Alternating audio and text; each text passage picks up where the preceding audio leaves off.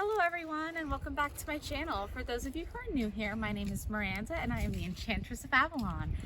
As you can see today, we are out in my favorite woodland area again, and I can't wait to explore the woods on this really nice autumn day. It is overcast, but the day itself looks like it's going to be beautiful, so let's have some fun.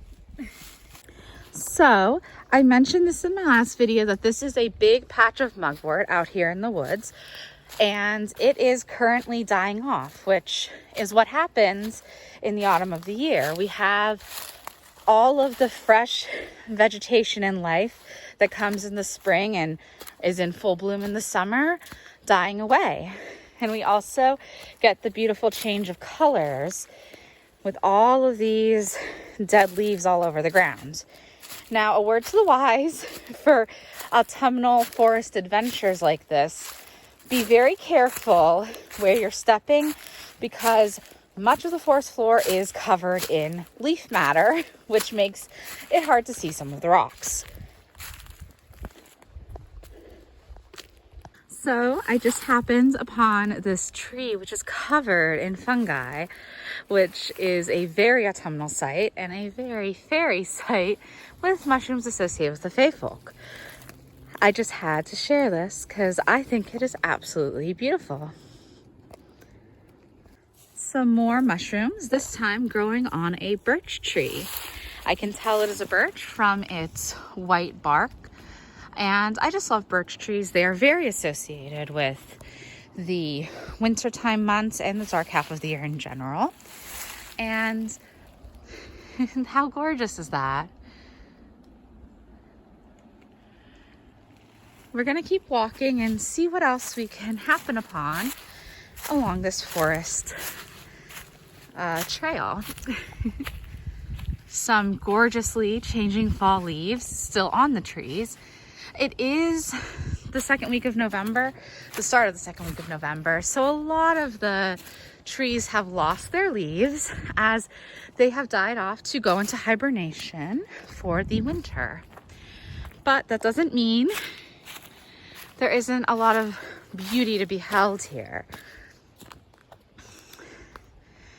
We must remember that the forest is a microcosm of the world, a microcosm of nature itself. It's a place of evolution, especially when you're in a northern state and you have the ability to see the trees die off in the winter, bloom again in the spring, and be in full glorious greenery in the summer. It's a really lovely thing to get to witness. And we shouldn't fear the dying off, because we all go through many deaths in our lifetime.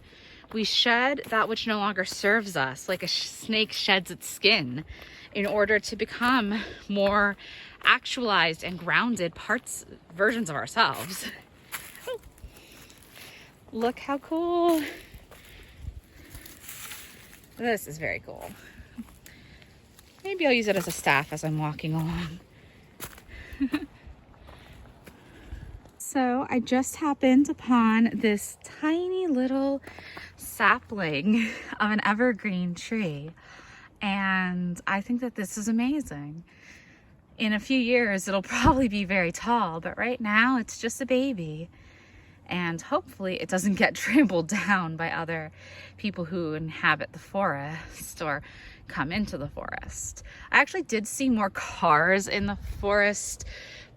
Well, that is the parking lot that leads into the trail than normal. So I don't know how many people are out here today. Normally when my husband and I come, we're the only car out there. So it was interesting seeing other people. Hopefully they're enjoying the forest as much as we are. Hi everyone. So I found this lovely tree, which you will have seen in the pictures that I posted on the thumbnail for this video, because I just love the way it's shaped. It's so fun. And I couldn't help but think that if I I had a bunch of my study materials with me, I would want to just sit down inside this tree and study, very much like that episode of Gilmore Girls where Rory has a study tree. This would totally be a study tree for me. It's so beautiful, and it is covered with moss, as you can see, so it's just very inviting, and I love the green of the moss that is playing against it. It's just such a lovely place. I actually do have a book with me though, because part of what I wanted to talk about today was woodland goddesses. And one of the greatest woodland goddesses is actually Ellen of the Ways. This is Finding Ellen, The Quest for Ellen of the Ways. It's edited by Caroline Weiss, or Wise, I'm not sure if I'm saying it right. And she was one of the leading people who rediscovered Ellen as an actual goddess and as an antlered horned goddess. And so she's very associated with the woods. Some may say she doesn't exist, but I definitely feel her pull, especially around Yuletide. And we are getting into that colder part of the year, so I finally got my hands on this book and I've been enjoying it immensely. So I would recommend. I'll do a full review when I'm finished with the book, obviously. Okay, so I am currently sitting on a bench after we've left the woods, and I just wanted to show everyone the beauty of this river area. Yes, it's a bit polluted, the water isn't great, but it is a really pretty place to be, and I did live not far from here for a very long time. My parents do live about 2 minutes from here, so I just wanted to share this with everyone, given that this video is shorter than I normally do. So I figured I'd edit this in before my last little bit of my outro discussing Morgan Le Fay's Val Saint Retur and everything. And I do know you probably hear some background noise. It's just people leaving the area for the woods and everything. And I definitely just like being out here sitting near the river. I sat on a bench near this river for hours at a time when I lived out here. It used to be one of my really happy places because I got to be near the trees and near the water, and as everyone knows, I'm very much a woodland, earthy Avalonian witch, so the water and the earth are very great to combine, and along with these fiery colors of autumn.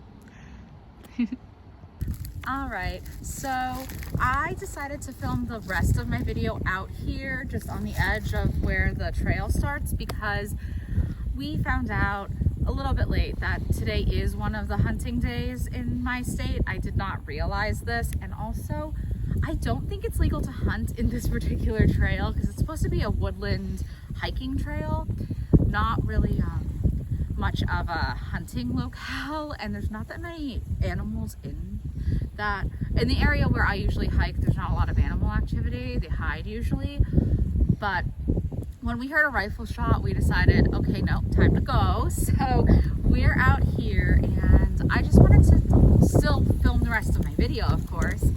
I did have a good time getting to, re-energize and charge my batteries for about a half hour in the woods, but I wish that I would have been better informed of hunting season. I know for next time. I usually don't go into the woods on hunting season days, but I thought it started later. That was my bad. Everyone makes mistakes, right? But why do I love being in the forest and the woodlands so much? As the Enchantress of Avalon and as a priestess of Morgan Le Fay and Blood Die With, I'm intimately connected to the land. And Morgan herself is very much a goddess of the woods, because she famously has her Val Saint Retur, her Valley of No Return, which is in the woods, most likely in the Paimpol forest in France, which is also called the Broceliande forest. And she would trap knights whose hearts were unfaithful to their lady loves in this forest valley. Now, it should be noted that Morgan didn't mistreat them. They were actually treated very well and didn't mind being there, but they were just not allowed to leave.